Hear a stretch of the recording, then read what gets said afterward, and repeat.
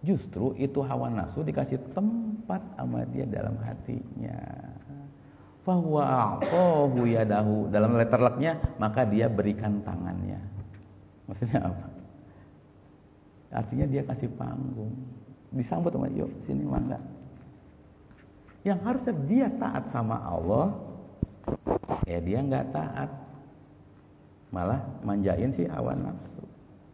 Itu yang bikin dia kemet, itu yang bikin dia jadi kuat. Harusnya ketika hawa nafsu masih kecil gitu loh, kita lagi fitrah-fitrahnya. Ketika hawa nafsu masih kecil, itu dikat-katin dari awal, bukan dikasih panggung.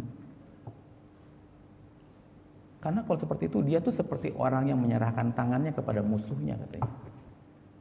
Akhirnya apa? Setelah menyerahkan tangannya ke musuhnya, jadi teman? Enggak, akan jadi tawanan. Habis ditawan, apa yang terjadi? Lalu disiksa sama musuhnya. Padahal dulu waktu musuhnya lagi lemah-lemahnya, dia bisa lawan tuh musuhnya. Tapi dia nggak lawan, nggak diikat sama dia. Dia anggap sepele, nggak apa-apa, gue nggak akan kepengaruh kok. Masih kecil memang. Tapi ketika kita mempersilahkan, terus tumbuh tuh. Enggak, gue bisa, aku nggak akan kegoda gue. Tahu-tahu ketika kita persilakan dia, kekuatannya jadi gede. Lalu apa? Akhirnya kita disiksa sama dia. Udah tahu dia siksa, lalu dia minta tolong, orang tolongin gua dong. Akhirnya apa? Gak ada yang mau nolong juga. Ya lu juga yang nerima itu.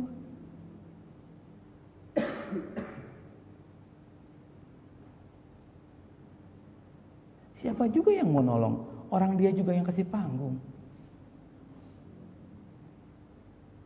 Ketika iblis udah seorang wanita ngedeket-deketin kita, itu udah tahu jalan setan. Enggak akan apa-apa,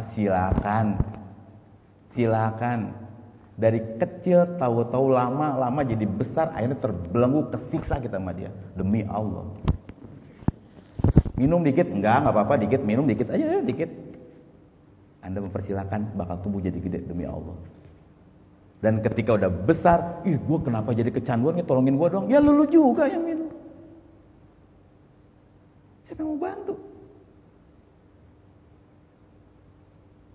Padahal dulu kita bisa lawan, lagi kecil kita bisa lawan. Tapi kita anggap remeh itu. Kita malah persilakan, enggak kok gue kuat. Ya pada saat itu kedudukan Al-Qurannya masih kuat, dia masih kecil. Tapi ketika dipersilakan masuk, hati-hati. Bakal ngebalik gini keadaannya. Dia ngerasa kuat manusia itu. Akhirnya udah kebelenggu. Ustaz, orang kudu kumaha nanya. Di awal kudu nanya. Cut langsung dari awal. Ya kan dari kemarin udah dibilangin jangan dikasih pintu gitu. Lu juga yang gak mau denger kan gitu. Sekarang lu minta tolong, ya gue bingung gimana. Gitu.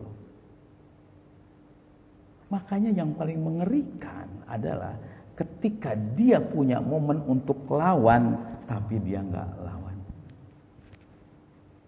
Begitu dia kasih panggung, maka akan sampai di satu titik di mana dia akan berusaha untuk melepaskan diri dari itu, tapi dia nggak bisa apa-apa. Kenapa? Karena dia kehilangan momen.